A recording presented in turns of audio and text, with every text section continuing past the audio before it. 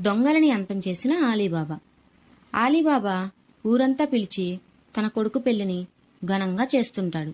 ఈలోగా దొంగల నాయకుడు అరబ్ దేశం నుంచి వచ్చాడన్న విషయాన్ని తెలుసుకుంటాడు. అంతేకాదు, అతను వ్యాపారం కోసం తెచ్చిన నూనె పీపాలో 40 మంది దొంగలు ఉన్నారని మార్చియానా ద్వారా తెలుసుకున్నాడు. దీంతో ఒక ఉపాయాన్ని పన్నుతాడు.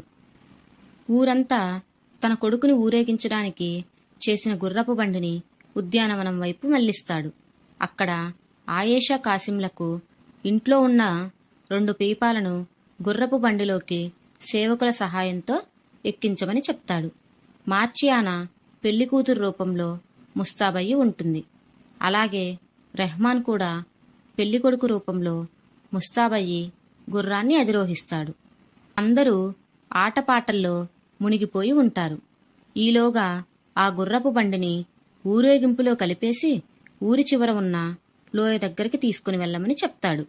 అందులో ఆయేషా, కాసిం ఇంకా ఆలీబాబాకి ఎంతో నమ్మకస్తులైన పనివాళ్లు ఉంటారు. దొంగల నాయకునికి ఏమాత్రం అనుమానం రాకుండా ఈ బండిని తీసుకుని వెళ్తారు. పీపాకి చుట్టూ నూనె పోసి దాన్ని కాగడాతో అంటిస్తారు. లోపల ఉన్న దొంగ మండిపోతూ అరుస్తూ కేకలు పెడతారు. కాని ఊర్లో భారత్ శబ్దానికి దొంగల ముఠా నాయకునికి ఇది ఏమీ వినిపించదు.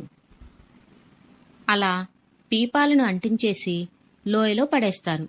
ఇలా ప్రతిసారి 2 పీపాల చొప్పున తీసుకుని వచ్చి వాటికి నిప్పు అంటించి లోయలోకి పడేస్తారు. భారత్ చాలాసేపు జరుగుతుండటంతో ఇదే మంచి సమయం అని దొంగలని సిగ్నల్ ఇద్దామని దొంగల ముఠా నాయకుడు ఉద్యానవనం దగ్గరికి వస్తాడు. అక్కడ 2-3 సార్లు గంటని మోగిస్తాడు. కాని లోపల నుంచి ఎలాంటి స్పందన రాదు. దీంతో అనుమానం వచ్చి లోపలికి వస్తాడు. అక్కడ పీపాలే ఉండవు. చుట్టూ చూస్తాడు. కనుచూపు మేరలో ఎక్కడా పీపాలు ఉండవు. నాయకుడికి కోపం వస్తుంది. ఆలీబాబా తల నరికేయాలని అనుకున్నాడు. కాని తనతో పాటు ఉన్న సైన్యం ఇప్పుడు లేదు. ఇప్పుడు తిరగబడితే తన ప్రాణాలు పోతాయి అని అక్కడ నుండి మెల్లగా జారుకుంటాడు. ఇలా చాలా కాలం గడిచిపోతుంది. దొంగల ముఠా నాయకుడు మరికొంతమంది సైన్యాన్ని ఏర్పరచుకుంటాడు. కాని ఈలోగానే ఆలీబాబా గుహలోని ధనం మొత్తం బయటికి తెస్తాడు. పేదలకు పంచేస్తాడు. ఎన్నో దాన ధర్మాలు సైతం చేస్తూ చుట్టుపక్కల ఊర్లలో ఎదురులేని నాయకునిగా ఎదుగుతాడు. మరోవైపు ఆలీబాబాపై ఆఖరిసారిగా దాడి చేయాలి అని నిర్ణయించుకుంటాడు. వేషం మార్చుకుని వచ్చి ఆలీబాబా కొడుకు రెహమాన్తో స్నేహం చేసి అతడి నమ్మకాన్ని సంపాదిస్తాడు. అంతేకాదు, ఆలీబాబా కొడుకు రెహమాన్కి ఒక పెద్ద విందు ఏర్పాటు చేసి ఇలాంటి విందు నువ్వు ఎప్పుడిస్తావు అని అడుగుతాడు. దాంతో రెహమాన్ త్వరలోనే ఇస్తానని తనతో పాటు తన స్నేహితుల్ని కూడా తీసుకుని రమ్మని చెప్తాడు. అనుకున్నట్టుగానే రెహమాన్ దొంగల ముఠా నాయకుడికి అతని స్నేహితులకి పెద్ద విందు ఏర్పాటు చేస్తాడు. అయితే మార్చియానా మాత్రం మారువేషంలో ఉన్న దొంగల ముఠా నాయకుడిని గుర్తుపట్టేస్తుంది. అతను పగబట్టి ఆలీబాబా కుటుంబాన్ని సర్వనాశనం చేసేదాకా నిద్రపోడు అని ఎలాగైనా అతన్ని అంతం చేయాలని ఆలీబాబాకి ఈ విషయం చెప్తుంది. ఈరోజు మీరు ఎలాగో విందు ఇస్తున్నారు కదా, దాంతోపాటు నా నాట్య ప్రదర్శనని కూడా ఏర్పాటు చేయండి అని చెప్తుంది. అది మామూలు నాట్యం కాదు, కత్తులతో చేసే అతి ప్రమాదకరమైన నాట్యం. ఆలీబాబా తన కొడుకు రెహమాన్ మారువేషంలో ఉన్న నాయకునికి ఇదంతా చెప్తారు.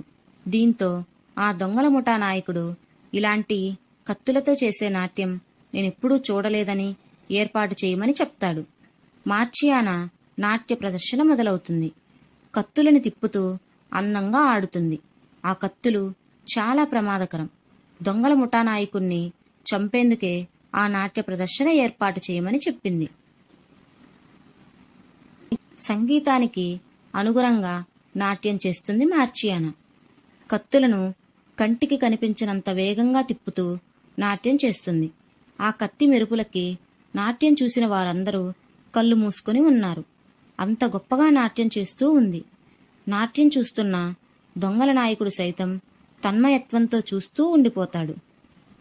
అదును చూసి మార్చియానా కత్తిని సర్రున ఆ దొంగల నాయకుని వైపు విసురుతుంది.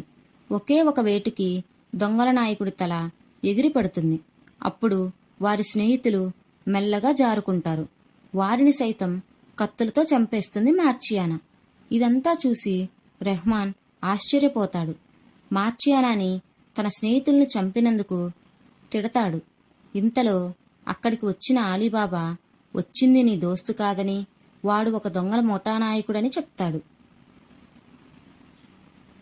దీంతో ఆ ఊరికే కాదు, అన్ని ఊర్లకి దొంగల ముఠా నాయకుడి పీడ విరగడైపోతుంది.